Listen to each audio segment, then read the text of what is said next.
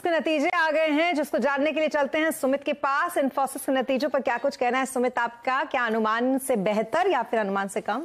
देखिए, अभी नंबर आए हैं इन्फोसिस के। आय फ्रंट पर तो अनुमान के आसपास ही नंबर है। 38,994 करोड़ रुपए का एक आय का नंबर आया है। 38,445 करोड़ रुपए ये आय का अनुमान बाजार लगाकर चल रहा था। मुनाफा भी इन लाइन है, लेकिन ऑपरेटिंग परफॉर्मेंस बेटर है। 8,274 करोड़ रुपए का एक नंबर देखने को मिला, जो कि 8,070 करोड़ बाजार अनुमान लगाकर चल रहा था, उसके बेटर साइड पर नंबर है।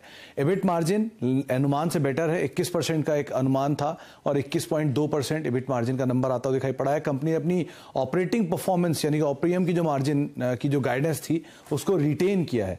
ये एक बड़ी चीज है कि बाजार अनुमान लगाकर चल रहा था कि जो मार्जिन की गाइडेंस है उसको अगर रिवाइज करते हैं या नहीं करते, लेकिन यहां पर जो मार्जिन की गाइडेंस है उसको मेंटेन रखा है। हालांकि जो रेवेन्यू की गाइडेंस है उसको जरूर रिवाइज किया है कंपनी ने, तो उसके ऊपर हम आगे बात करेंगे किस तरह की आते हुए वहां पर नंबर आता दिखाई पड़ रहा है। लेकिन सो फार प्राइमा फेसी नंबर आया उसमें मुनाफा करीब 6212 करोड़ रुपए, जो कि अनुमान के आसपास है।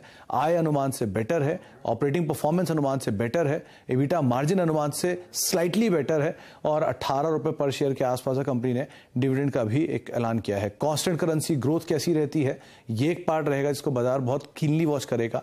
इसके अलावा डॉलर रेवेन्यू किस तरह का कंपनी पोस्ट करती है इसको बाजार बहुत कीनली वॉच करेगा, कि अगर टीसीएस के केस में देखा जाए तो वहां पर एट्रिशन का एक डिक्लाइन था जिसका इंपैक्ट कंपनी की ऑपरेटिंग परफॉर्मेंस पे आता हुआ दिखाई पड़ा, जो मार्जिन थोड़ा बेटर भी हुआ। हालांकि डील विन उनकी अच्छी थी, रेवेन्यूज पे उसका इफेक्ट पूरी तरह से आया नहीं, क्योंकि बहुत सारे जो ऑर्डर्स थे उनमें मार्जिन कंपनी के कंपेरेटिवली कम थे और मार्जिन डॉलर रेवेन्यू का इनफैक्ट नंबर आ गया और डॉलर रेवेन्यू 471-72 करोड़ डॉलर के आसपास का आया, जो कि 465 करोड़ डॉलर के अनुमान के सामने ये नंबर आता हुआ दिखाई पड़ा। तो अनुमान से बेटर साइड पे ही अब आप नंबर्स को काउंट कर सकते हैं पूरी तरह से, क्योंकि कंपनी का जो डॉलर रेवेन्यू का नंबर है वो अनुमान से बेटर है, ऑपरेटिंग परफॉर्मेंस अनुमान से बेटर है, ऑपरेटिंग प्रॉफिट मार्जिन अनुमान से बेटर है।